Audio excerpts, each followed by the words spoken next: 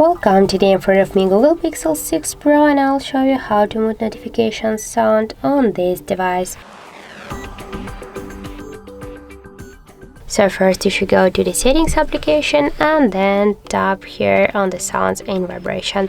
Here, as can you see, we got the ring and notification volume panel, and just to mute your notifications, swipe this blue dot to the left side with your finger. But I suggest you to do this by other way, because if you will just use this way, you'll mute not only your notifications but also and the ringtone volume. So I suggest you just to go here to the default notification sound and switch your currently tone to the known one, and here just tap to save.